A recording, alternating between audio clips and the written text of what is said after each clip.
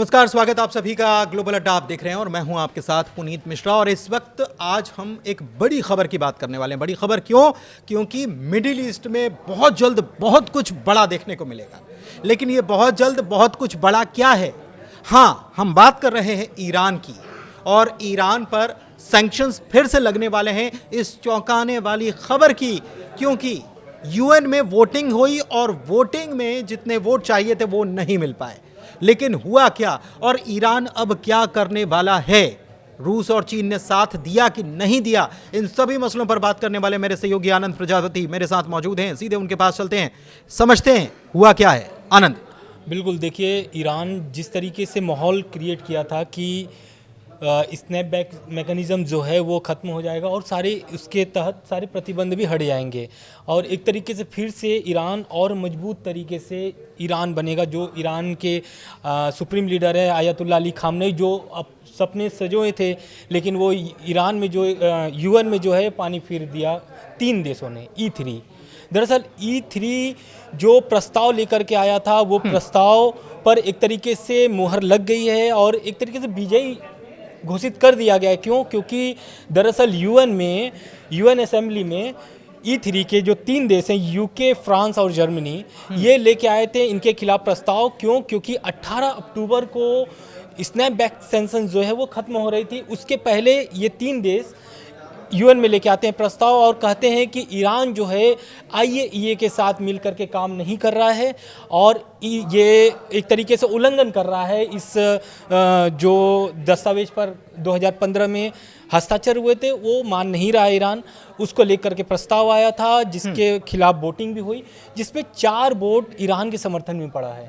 और 4 vote Iran के समर्थन में किस बिल्कुल जाहिर सी बात है। लेकिन इसमें 2 देश तो सब जान रहे हैं कि रूस चीन तो होंगे ही, लेकिन मतलब इसमें साथ दिया है। बिल्कुल साथ दिया है, समर्थन में वोट किया है।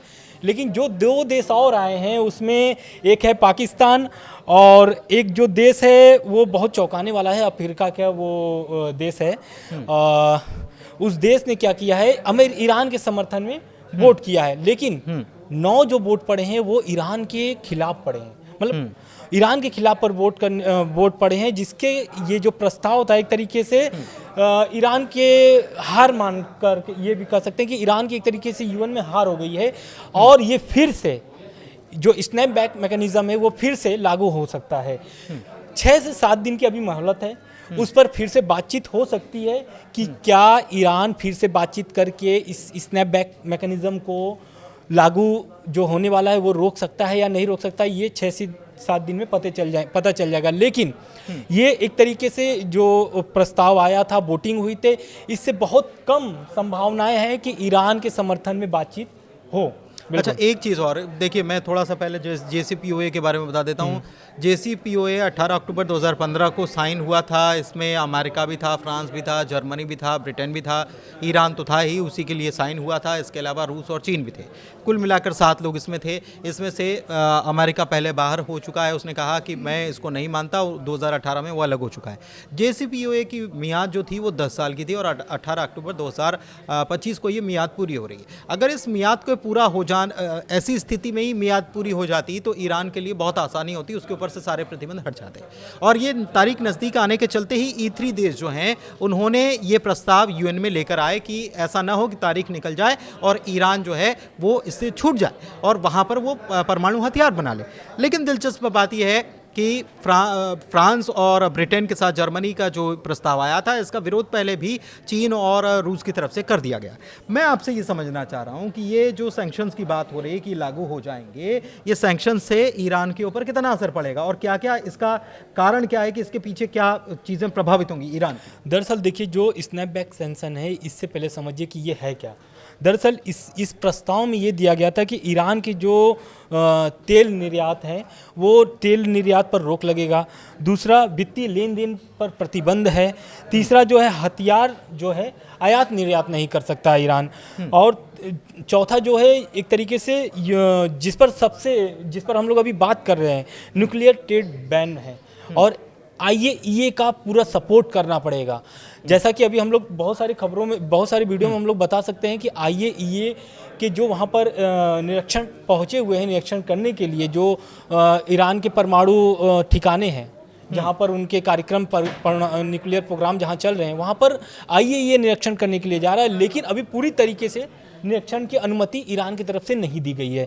लेकिन अब इसी अनुमति को लेकर के ये जो E3 देश है इसी को लेकर के प्रस्ताव आए थे और यही प्रस्ताव साबित भी हुआ, क्योंकि IAEA भी कई बार ईरान पर आरोप लगा चुका है।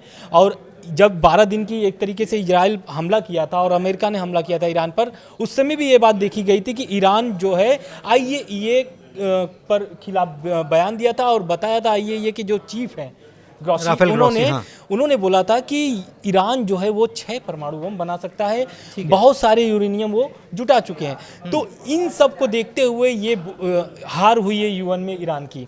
और जो बात हम लोग आपने जो 2015 की बात बताई कि ईरान क्यों हुआ, क्यों प्रतिबंध लगे, तो कुल जमा देखिए अगर स्नैपबैक सैंक्शन फिर से लागू होता है तो ईरान पर यही सारे फिर से जो 2015 में हस्ताक्षर किया था ईरान, उसको फिर से फॉलो करना पड़ेगा और हो सकता है कि ये फिर से 10 साल के लिए बढ़ाया जा सकता है। तो क्या फिर ईरान जो 10 साल से पीछे अपने देश को देखा है, इकोनॉमी पे तो असर है अच्छा खासा। देखिए उसकी इकोनॉमी पर बहुत इसका प्रभाव रहा है, इकोनॉमी पर विपरीत असर है, अच्छा खासा असर का मतलब विपरीत असर हुआ है। एक चीज़ आपको और बताएं कि इसमें रूस और चाइना जो हैं वो ये इनवैलिड बता रहे हैं, वॉइड बता रहे हैं इसे कि ये आप सैंक्शंस जो है ये इनवैलिड है, इसका कोई मतलब नहीं है, ये इसका उल्लंघन किया जा रहा है, जो डील हुई थी उसका उल्लंघन हो रहा है। और एक चीज़ और कि असर तो पड़ेगा क्योंकि पूरा बिजनेस ठप हो जाएगा, लेकिन रूस और चीन जो हैं उन दोनों ने साफ कर दिया है कि हम अपना बिजनेस ईरान के साथ बदस्तूर जारी रखेंगे। ये एक बड़ी बात है। बिल्कुल ठीक है। और दूसरी बात ये है कि देखिए उत्तर कोरिया तो साथ में था ही ईरान के, अब दक्षिण कोरिया भी जो है कि साथ में आया, क्योंकि ये जो प्रस्ताव पर वोटिंग हुई थी ये चारों जो देश जो दिए थे, चीन, रूस, पाकिस्तान और अल्जीरिया, ये किसके प्रस्ताव पर दिए थे? दक्षिण कोरिया के प्रस्ताव पर। तो कहीं ना कहीं अब उत्तर कोरिया के साथ साथ दक्षिण कोरिया भी साथ में आ रहा है ईरान के। तो ईरान के लिए कहीं ना कहीं ये तो अच्छा साबित होगा, लेकिन 6 से 7 दिन में क्या होने वाला है UN में, और क्या IAEA भी ईरान के समर्थन में कुछ बात करेगा कि नहीं करेगा, ये आने वाली बात होगी। लेकिन बातचीत की कोशिश शुरू की जाए, मतलब कुल मिलाकर एक खबर ये भी है कि अब ये जो तनातनी वाली स्थिति आ गई है और सितंबर का आखिर, तो आज हम अगर बैठे हैं तो सितंबर के आखिर में दिन कितने बचे? 10 दिन बचे। बिल्कुल। और 10 दिन के अंदर ही कुछ होता है तो ठीक है। बिल्कुल हाँ, क्योंकि UN को भी 18 अक्टूबर की डेट याद है, क्योंकि 18 अक्टूबर तक जब तक कोई कार्रवाई नहीं होगी तो ऐसा मतलब माना जाता है कि वो फिर से वो अपने आप क्या होगा कि वो लागू हो जाएगा ईरान पर। नहीं, बेसिकली प्रतिबंध तो लागू हो जाएगा आनंद, लेकिन एक चीज़ और है कि रूस की तरफ से इस बीच ये कोशिश या पेशकश की गई थी कि ये जो है 18 अक्टूबर 2025 की तारीख, इसको 6 महीने एक्सटेंड कर लो। हाँ, बिल्कुल, मतलब IAEA से थोड़ी बातचीत जान दो और 6 महीने एक्सटेंड कर लो। बिल्कुल, लेकिन वो डील क्या होता है कि वो बातचीत सफल नहीं हो पाती है और इस कारण से इस तरीके से E3 जो है, मतलब E3 ने जल्दबाजी दिखाई, उसको लग रहा था कि 18 अक्टूबर की तारीख निकल गई तो मामला हाथ से निकल जाएगा। बिल्कुल। तो कहीं ना कहीं रूस चीन तो साथ में है, लेकिन अब ईरान में जो दो फाड़ हो रही है ये सबसे बड़ी बात है। दो फाड़ कैसे हो रही है? क्योंकि देखिए वहां पर 2 गुट है। पहले तो जो पहला गुट है जो कट्टरवादी है ईरान के पक्ष में, क्योंकि ये प्रस्ताव पर आयतुल्लाह अली खामनेई जो है वो इस प्रस्ताव को नहीं मानते और कोई भी प्रस्ताव पर वो कोई भी प्रस्ताव पर बातचीत करने के लिए नहीं राजी हैं। बहुत अमेरिका और ईरान की जो डील चल रही थी उस पर भी वो राजी नहीं थे, लेकिन कई सारी मजबूरी थी, ईरान की अर्थव्यवस्था गिर रही थी, इस कारण से वो बातचीत शुरू हुई। लेकिन अभी इस प्रस्ताव को लेकर के जो UN में हुआ है, इस प्रस्ताव पर आयतुल्लाह अली खामनेई का कोई भी मतलब सहमति नहीं है। एक तरीके से वो एकदम इसको नकार रहे हैं। अच्छा, दूसरा जो है वो विपक्ष जो है, ईरान की जो विपक्षी पार्टी है वो क्या कर रहा है, आयतुल्लाह को एक तरीके से, क्योंकि आपको पता है कि 89 से सुप्रीम लीडर हैं आयतुल्लाह अली खामनेई, वहाँ पर गद्दी संभाल रहे हैं अभी तक 2025 तक। तो कहीं ना कहीं वहाँ पर विपक्ष जो है बहुत सारी खामियां वहाँ पर गिना रहा है कि आयतुल्लाह अली खामनेई का जो सत्ता है, जो IRGC एक तरीके से पूरा समर्थन करता है, उन्हीं के चलता है, उन्हीं की बनाई हुई विपक्ष क्या कर रहा है कि वो सत्ता से बाहर निकालने का प्रयास कर रहा है। क्योंकि आपको याद होगा जब 1979 में जब ईरान क्रांति हुई थी तो उस समय भी विपक्ष एक तरीके से खुमैनी थे, तब जो सत्ता पक्ष में थे उनको जाना पड़ा था पहलवी को।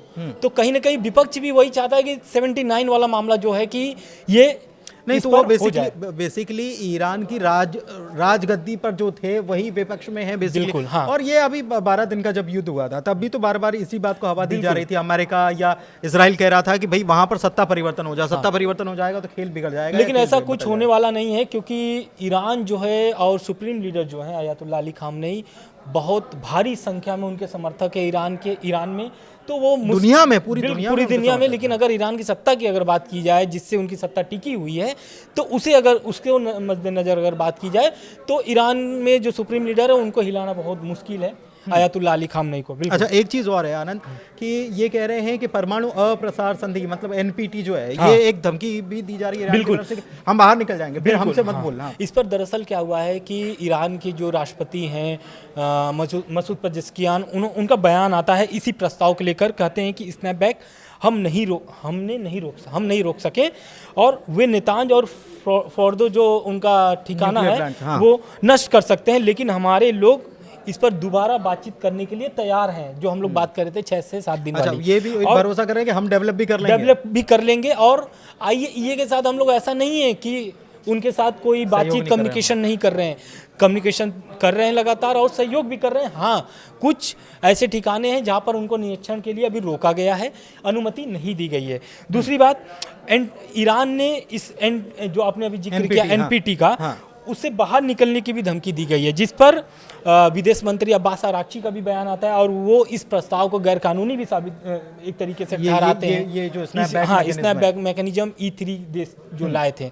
बिल्कुल। अब इस पर देखिए क्या होता है कि जो चीन है और रूस है, इस वोटिंग के समर्थन में तो वोट कर दिए, लेकिन अभी भी वो चाहते हैं कि ईरान जो मुसीबत में अभी है, क्योंकि उसको साथ दिया जाए, और क्योंकि ईरान के साथ रूस और चीन के जो व्यापार हैं वो लगातार जारी है, आप सबको पता है।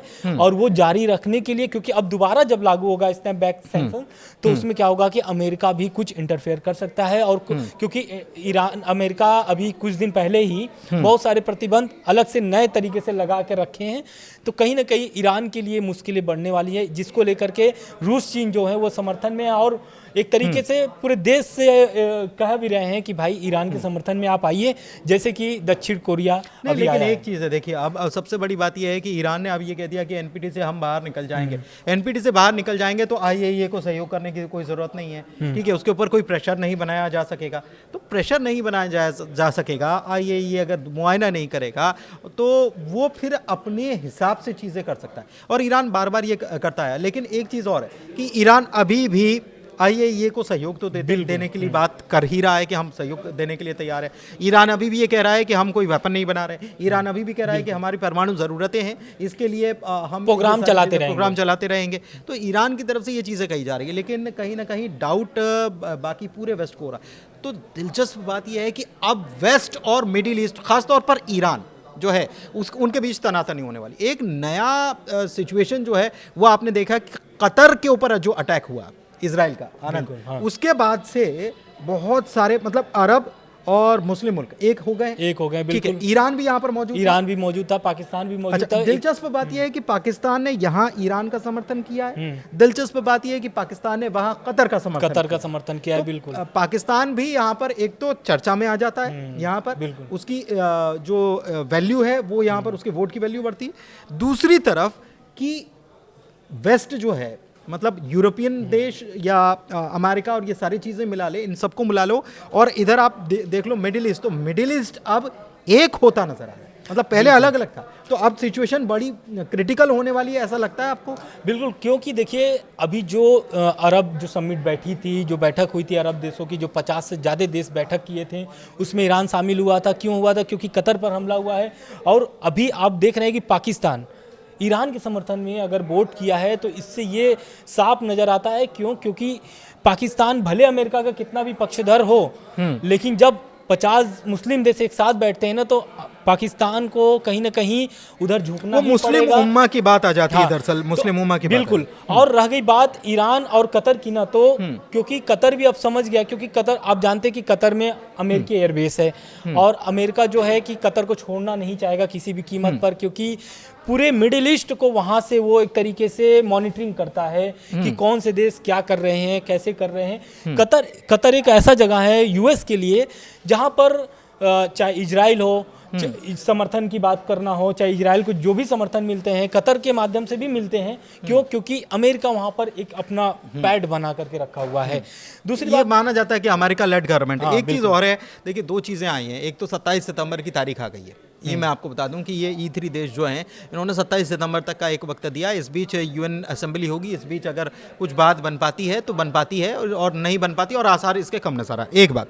दूसरी तरफ एक चीज़ और जुड़ी हुई मिडिल ईस्ट से जुड़ी हुई जानकारी मैं आपको दे दूं कि इमानुएल मैक्रोन जो है उनकी तरफ से एक बयान आ गया है। उन्होंने कह दिया है कि हम मंडे मतलब सोमवार के दिन हम फिलिस्तीन को मान्यता देने का काम कर रहे हैं। ये एक नया गेम चल रहा है। मतलब एक तरफ फ्रांस जो है वो ईरान से लड़ भी रहा है, वो कह रहा है कि आप वो मत बनाइए आप, बिल्कुल। और आप हर हाल में समर्थन कीजिए, आईएए को समर्थन देना पड़ेगा, उसको सहयोग देना पड़ेगा, इंस्पेक्शन करवाना पड़ेगा, तमाम चीज़ें। और दूसरी तरफ फिलिस्तीन को वो समर्थन भी दे रहे हैं और कह रहे हैं कि हम फिलिस्तीन को आधिकारिक रूप से घोषित करते हैं। मतलब एक नया गेम है। और इसमें अभी देखिए, तक यूएस गेम खेलता था, ऐसा एक फ्रांस का नया गेम देखने को। फ्रांस अब E3 इतना एक्टिव क्यों हो गया है?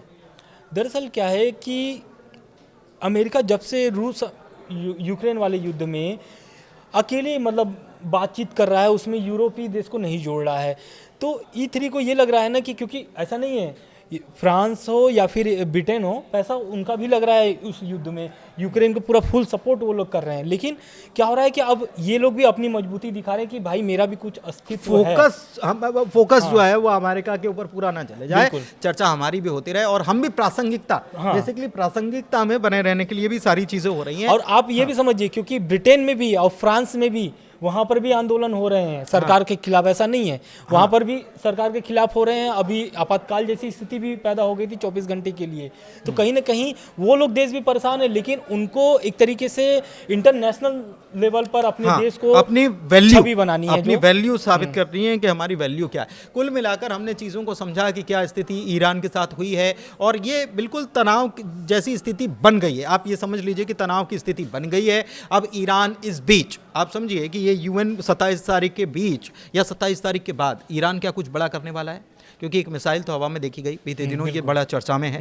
लेकिन ईरान इसके अलावा भी कुछ बड़ा कर सकता है, क्योंकि बाकी साथियों का पूरा साथ मिल रहा है ईरान को, और कहीं ना कहीं कुछ काम कर रहा है, इंटरनली काम कर रहा है, जो कि पहले से तय हो चुका है। इशारों में समझिए बातों को, ज़्यादा अभी बोलना मुमकिन नहीं, क्योंकि चीज़ें जो हैं वो खुलकर बहुत जल्दी दुनिया के सामने आने वाली हैं। लेकिन ईरान के ऊपर ये काम नहीं कर रहा है जिस तरीके से E3 जो प्रेशर बनाने की कोशिश कर रहे हैं। ईरान ने पहले से अपने पत्ते जो हैं वो सेट करके रखे हुए। कुल मिलाकर ग्लोबल अड्डा में इतना ही। चर्चा यहीं समाप्त करते हैं। कैसी लगी चर्चा ज़रूर बताइएगा। फिलहाल हमें दीजिए इजाज़त। धन्यवाद।